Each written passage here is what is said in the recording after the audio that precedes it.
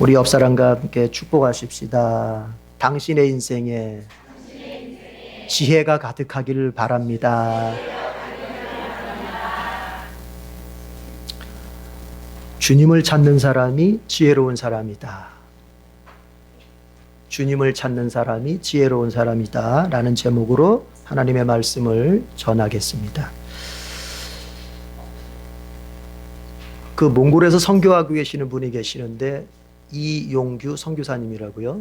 여러분도 익히 아시는 분도 있을 텐데, 그 이용규 선교사님은 원래 서울대를 졸업하고 미국 하버드에 가서 박사학위를 받으셨어요. 그러니까 소위 세상적으로 성공이 보장된 사람이죠. 그런데 하나님의 부르심을 따라서 몽골에 가서 그 척박한 땅에서 정말 복음의 불모지에서 주의 복음을 전하고 거기에 기독교 대학을 세워서 지금 선교하고 계시는 그런 분인데, 그런 분이 그 이선교사님이 쓰신 책 중에 내려놓음이라는 책이 있어요. 거기에 나오는 한 일화가 있습니다. 이 선교사님께서는 그런 말씀을 자주 하셨어요. 자기는 유학생활과 몽골의 선교사 생활을 통해서 하나님을 위해서 내려놓는 자는 반드시 하나님께서 좋은 것을 주신다고 하는 사실을 지속적으로 체험했다는 거예요. 하나님을 위해서 내려놓을 때 하나님이 정말 만족시켜 주시는 삶이 된다는 것을 너무 많이 체험했다는 거예요.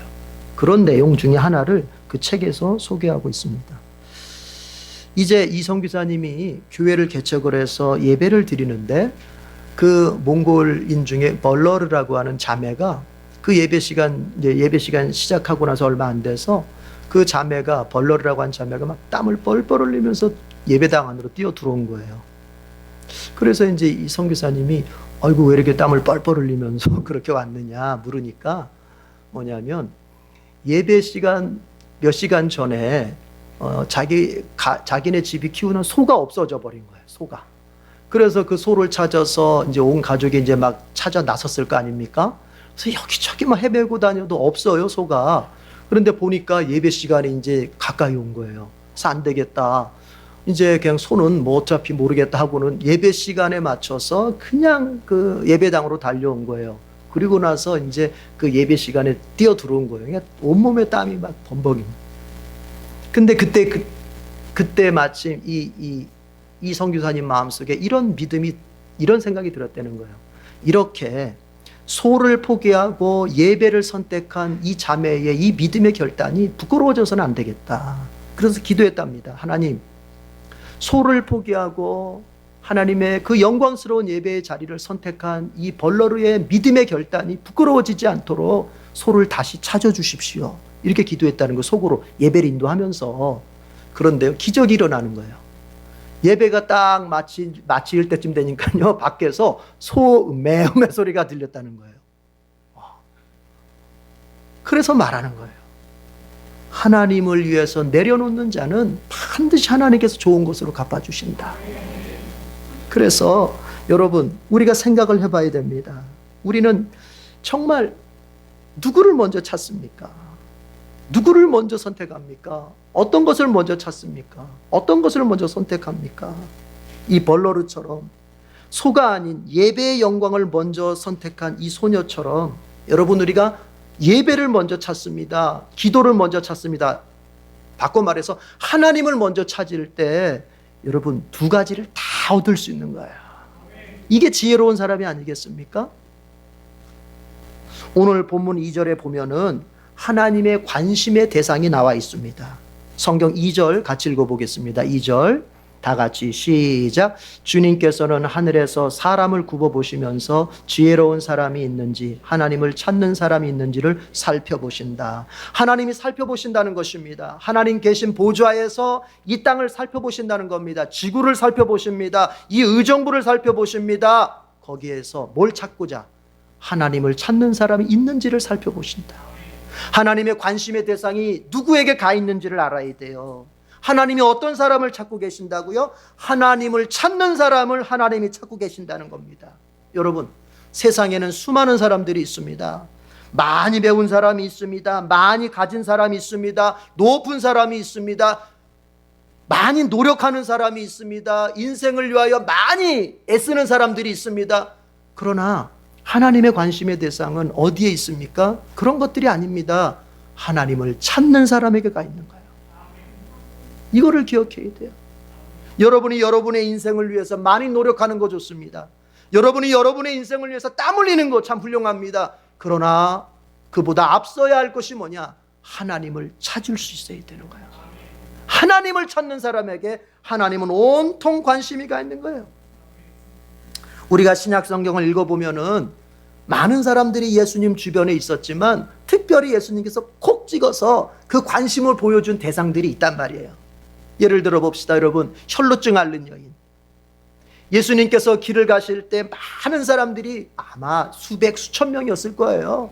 그 둘러서서 예수님 주변에서 막 이렇게 예수님과 같이 이렇게 걸으면서 서로 이렇게 걸을 때 예수님께서 갑자기 그런 말씀하십니다. 누가 내 옷을 만졌다.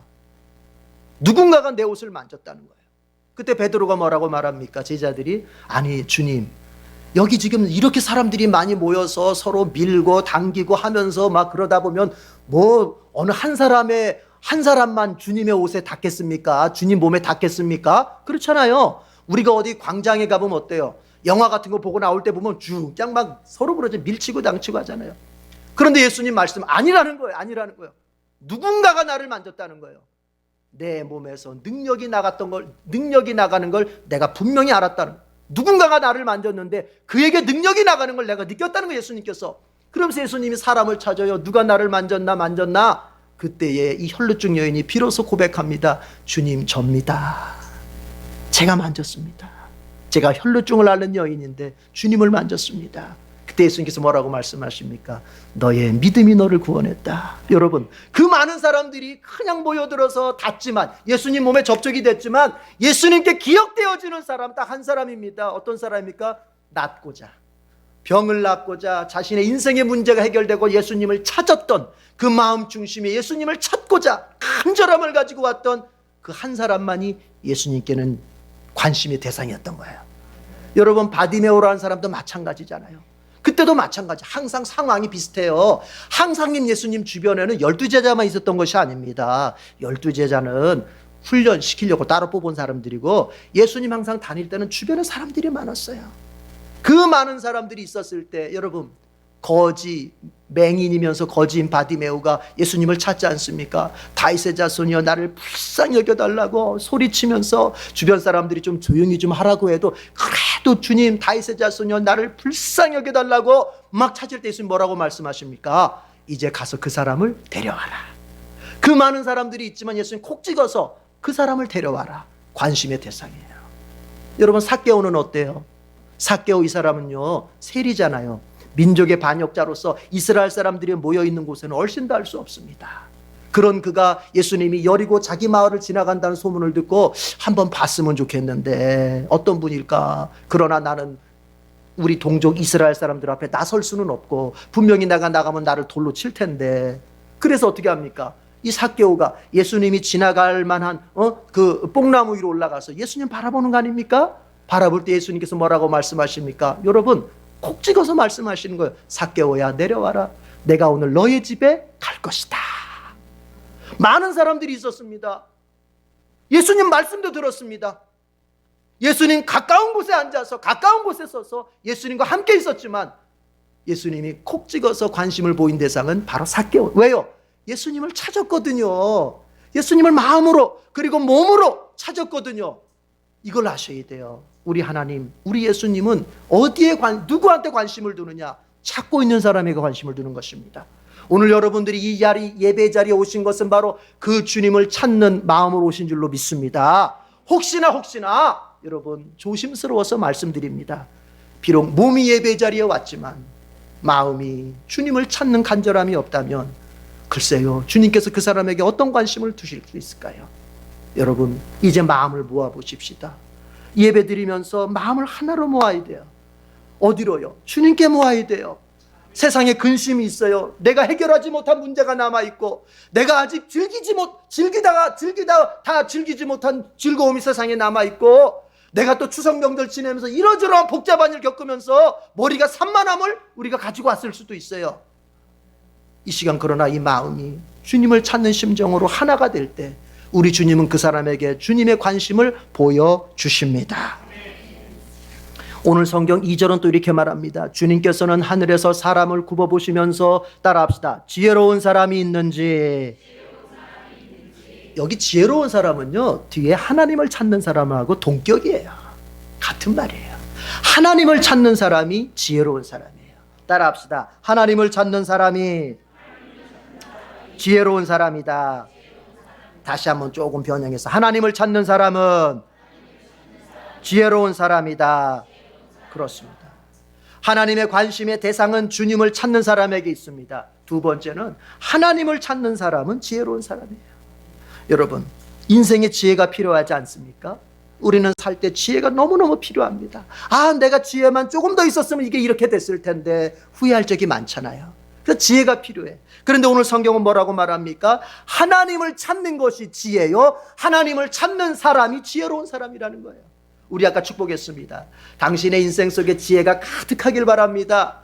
그 말은 뭐예요? 하나님을 찾는 사람이 되길 바랍니다. 하나님을 찾아서 당신의 인생 속에 지혜가 가득하길 바랍니다. 그런 의미잖아요. 다시 한번 그런 의미를 알고 축복하십시다. 당신의 인생 속에 지혜가 가득하길 바랍니다. 성경에 보면요, 인생이 어려움을 만났을 때 하나님을 찾지 않아서 망한 사람이 있고요, 또 반면에 어려울 때 하나님을 찾아서 흥한 사람이 있어요. 성경에는 그렇게 나와요. 여러분 먼저 보십시다. 망한 사람이 누굽니까? 열왕기하 1장을 보면은 아하시아라고 하는 북이스라엘의 8대 왕 얘기가 나옵니다. 북이스라엘의 8번째 왕이에요. 이 사람은 우리가 잘 알고 있는 사람 있죠. 아주 그 불신앙과 악명으로 이름 높은 사람, 아하방. 아하방의 아들이거든요. 아하방과 이세벨의 아들인데, 이 아하시아가 어찌하다 보니까 다락방 난간에서 떨어졌어요. 그래가지고 크게 다쳤어요. 그러니까 병을 크게 얻은 거예요. 그런데 이때 이 아하시아가 이 병을, 자기의 병을 낫기 위해서 누구한테 사신을 보내냐면은 에그론의 신 바알세붑에게 사신을 보냅니다.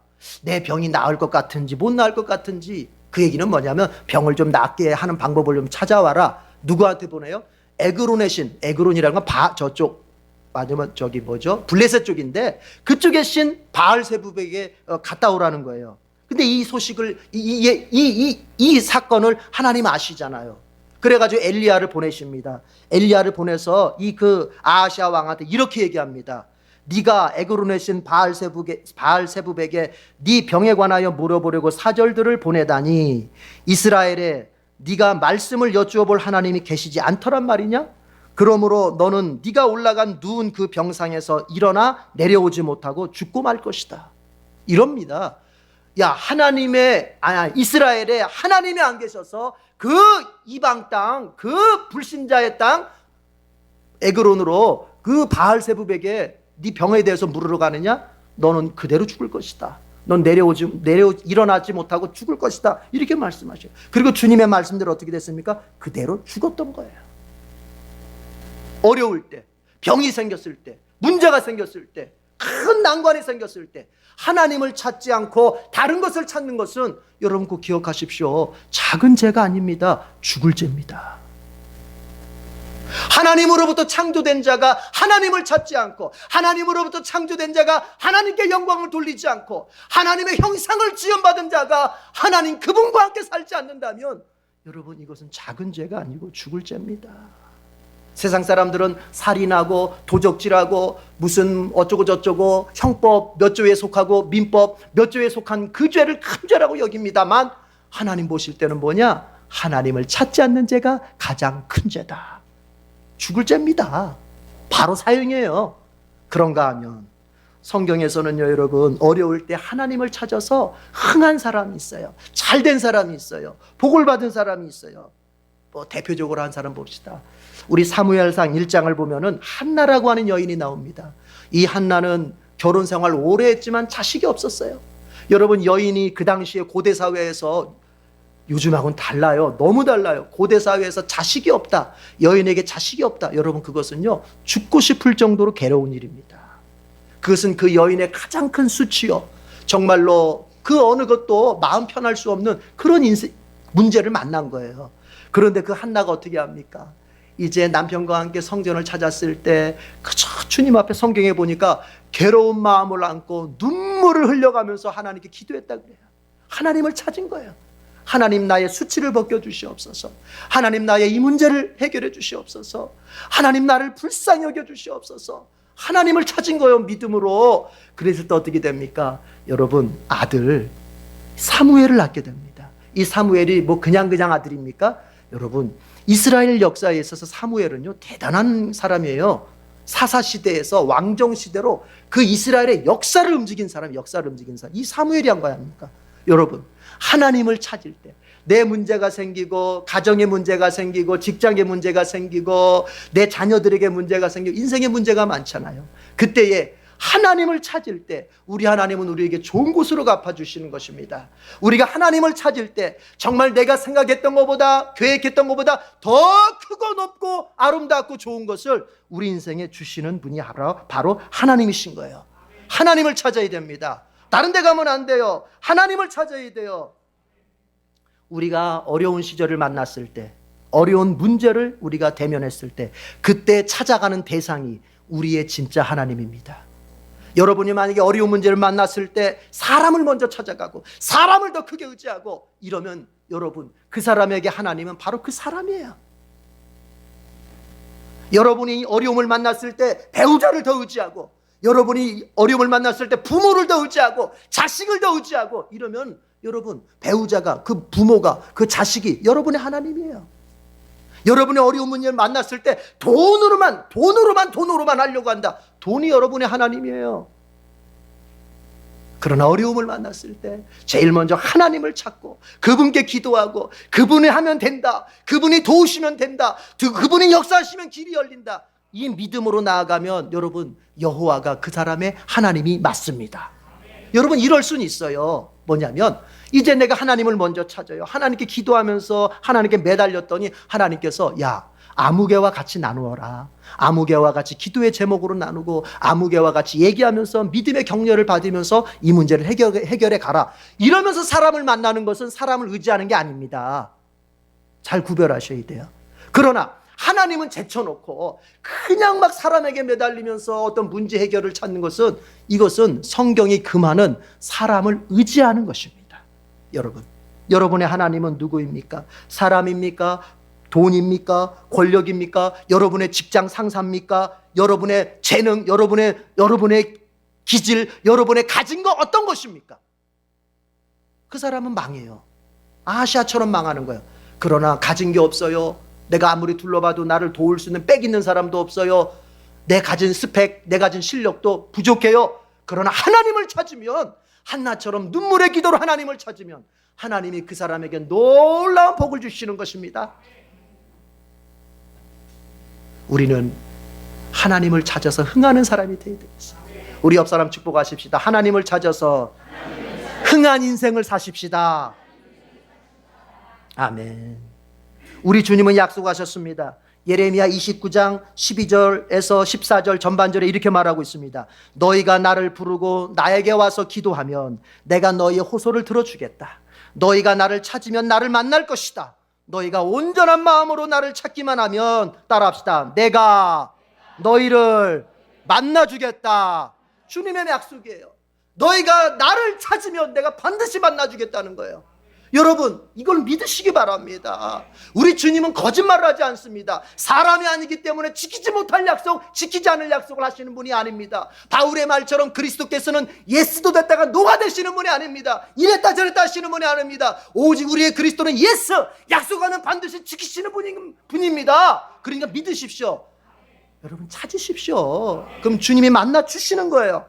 또 하나님은 이런 약속을 주셨습니다. 히브리서 11장 6절에 보니까 믿음이 없이는 하나님을 기쁘시게 해드릴 수 없습니다. 하나님께 나아가는 사람은 하나님이 계시다는 것과 하나님은 자기를 찾는 사람들에게, 따라합시다, 상을 주시는 분, 이것을 믿어야 한다는 거예요. 무슨 얘기입니까? 왜 믿어야 합니까? 우리가 왜 그걸 믿어야 되죠? 약속을 하셨기 때문에 믿는 거예요. 하나님은 자기를 찾는 사람들에게 반드시 상을 주신다고 약속하셨기 때문에 그걸 믿어야 된다는 거예요. 약속이 먼저인 것입니다. 약속이 없이 믿음, 여러분, 그건 신념이에요. 아셔야 돼요. 신념과 믿음은 다른 거예요. 신념은 뭐냐? 내가 하니까 그렇게 된다는 거예요. 내가 긍정적으로 생각하니까 이게 된다는 거예요. 내가 이렇게 저렇게 하니까 이건 신념이에요. 이건 인간적인 거. 이건 신앙이 아니에요. 그래서 조엘 로스톤의 긍정의 힘은 믿음이 아니고 신념이에요. 내가 긍정적으로 생각하니까 이게 된다. 이게 아니에요. 기독교가 말하는 믿음은 약속을 붙잡는 거예요. 하나님이 이 시간, 하나님이 먼저 우리 약속을 주셨어요. 내가 만나줄 것이고, 네가 나를 찾으면 내가 너를 만나줄 것이고, 네가 나를 찾으면 내가 너에게 상을 주겠다는 거예요. 이 약속이 있어요. 그리고 믿어요. 우리 돌아오는 이제 특별 저녁 기도회, 2차 특별 저녁 기도회 주제가 뭐예요? 여러분, 은혜와 믿음이 만나면 뭐가 일어나요? 기적이 일어나는 거예요. 따라합시다. 은혜와 믿음이 만나면 기적이 일어납니다. 그러면 먼저 하나님의 은혜가 있어요. 약속의 은혜가 있어요. 이게 내가 지켜줄 거야. 이렇게 해줄 거야. 저렇게 해줄 거야. 그리고 그걸 내가 믿어요. 여러분, 그 믿음이 뭐로 나타나는 줄 아세요? 하나님을 찾는 거로 나타나는 거예요. 믿는 사람은 찾게 됩니다. 그렇잖아요? 믿는 사람은 찾게 되는 거예요. 여러분이 홍 목사를, 여러분의 담임 목사를 믿으면 목사님 하고 찾아오게 돼 있어요. 그래서 내가 이렇게 봐요. 나를 자주 찾아오시는 분은 나를 믿는 사람이구나. 나를 안 찾아오는 사람은 나를 안 믿는 사람이구나. 왜요? 믿으면 찾게 돼 있어요. 여러분이 여러분의 구역장을 믿으면 여러분은 어때요? 구역장님, 제가 이런 문제를 만났는데 기도 좀 해주세요. 그러면 그 믿는 거예요. 그분을 내가 믿어요. 하나님 믿듯이 믿는다는 의미가 아니라 나에게 같은 동료로서 나를 잘해주시고 나를 이끌어주시고 내가 이렇게 문제를 얘기하면 같이 마음 아파하면서 같이 동참해 줄 걸 내가 신뢰하는 거예요. 여러분, 믿으면 찾게 되는 거예요. 따라합시다. 믿으면 찾게 되어 있습니다. 여러분, 여러분의 생활이 지금 너무 어렵습니까? 여러분의 삶의 고난이 너무 여러분을 짓누르고 있습니까? 마음 어디도 편할 곳 없이 그저 가정은 늘 다투고 외부의 짐 때문에, 외부의 문제 때문에 부부가 만나기만 하면 다투고 그저 마음 편할 수 없이 뭔가에 짓눌리고 있습니까? 하나님을 찾으십시오. 인간적으로 아무리 노력해도 안 되는 거야. 그 부부끼리 아무리 상의해도 안 돼요. 하나님 없이 부부끼리 상의하는 거는 그거 안 되는 거예요. 하나님 제껴놓고 부부가 이마 딱 맞대놓고 이거 어떡하지? 아이고, 그거 안 되는 거예요. 먼저 누구하고 상의해요? 하나님하고 상의하는 거예요. 하나님하고 상의한 사람들이 이제 각각의 믿음을 가지고 같이 모여서 여보 이렇게 합시다, 저렇게 합시다. 이거 어떨까요? 저거 어떨까요? 이렇게 할 때 되는 거예요. 너무 지금 어려워도 다른 데로 가면 안 됩니다. 1절에 보니까 어리석은 사람은 마음속으로 이렇게 말한답니다. 하나님이 없다라고 말한답니다. 여러분, 하나님이 없다고 믿는 사람은 어리석은 사람이에요. 하나님이 내 인생에 없다고 믿는 사람은 어리석은 사람이에요. 하나님이 내 인생에 관심이 없다고 믿는 사람은 어리석은 사람이에요. 하나님이 내 인생에 개입할 수 없다고 믿는 사람은 어리석은 사람이에요. 하나님은 살아계시고 하나님은 하나님을 찾는 자와 함께 하시고 하나님을 찾는 자 속에 인생 속에 개입하셔서 역사하시는 분이십니다. 어려울수록 찾으십시오. 어려울수록 주님을 부르짖으십시오. 어려울수록 주님께 나오십시오. 어떤 문제든지 좋습니다. 홍해도 가르십니다. 죽은 나사로도 살리십니다. 여러분 믿으세요. 자꾸 작아지지 말고 그건 성경이잖아요. 그건 책이잖아요. 현실은 달라요. 네 믿음대로 된다. 그러나 아닙니다. 주님의 말씀은 오늘의 나에게. 지난주 그 가정예배 지침서 내용이 그거였죠? 저희도 이제 추석 때 우리 이렇게 형제들 모여서 같이 가정예배 드렸는데 제가 그런 얘기를 했죠. 하나님의 성경 말씀은 이것은 오늘 나에게 하시는 말씀이다. 그래서 성경 말씀 어디를 읽든지 또 누구의 이야기를 읽든지 그것은 그 사람한테 하는 것이 아니라 아브라함 이야기를 읽을 때 아브라함한테 하는 얘기가 아니라 누구한테 하는 것이다? 나한테 하는 것이다. 아브라함에게 주신 약속 누구에게 주신 약속이다? 나에게 주신 약속이다. 아브라함에게 주신 그 복 아브라함에게만 주신 것이 아니라 누구에게 주신 것이다? 나에게 주신 것이다. 그런 거예요. 여러분, 홍해를 갈르셨습니까? 여러분의 인생이 홍해도 갈라질 수 있어요. 여러분 죽은 나사로가 살았습니까? 우리 분명히 주님 오실 그날에 우리 살아날 겁니다. 이 믿음 그리고 주님을 찾는 거예요. 우리 주님은 따라합시다. 주님을 찾으면 반드시 도와주십니다. 루마니아가 공산 치하에 있었잖아요. 공산주의 사회였잖아요. 이 동쪽에 있는.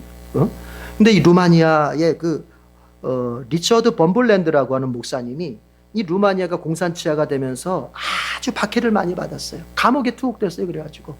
그런데 이분이 이 리처드 범블랜드 목사님이 감옥에서도 믿음이 있으니까 절망하지 않고 끝까지 신앙을 지켜나갑니다. 그런데 감옥에서 할 일이 뭐가 있겠어요? 성경 보는 일밖에 없잖아요. 성경 한 권 달랑 가지고 들어갔으니까. 그러니까 그곳에서 성경을 계속 읽는데 이분이 영안이 띄었어요. 영안이. 뭐냐? 아니 여러분, 성경을 읽는데요, 두려워 말라라는 말이 성경에 365번이 나오더라라는 걸 깨달은 거예요. 뭐 생각 안 나세요? 365 하면 그렇죠. 1년이 365일이에요. 우리 주님께서 너무 기가 막힌 거예요. 365번에 두려워 말라라는 말씀이 성경에 기록되어 있다는 거예요. 그건 뭘 의미하겠습니까? 여러분, 1년 365일 매일매일을 살아가면서 우리 주님 우리에게 하시고자, 말씀하시고자, 당부하시고자 하시는 말씀이 너 두려워하지 말라는 것입니다. 여러분, 어제도 두려워하지 않았으면 오늘도 두려워하지 마시고 내일도 두려워하지 마십시다.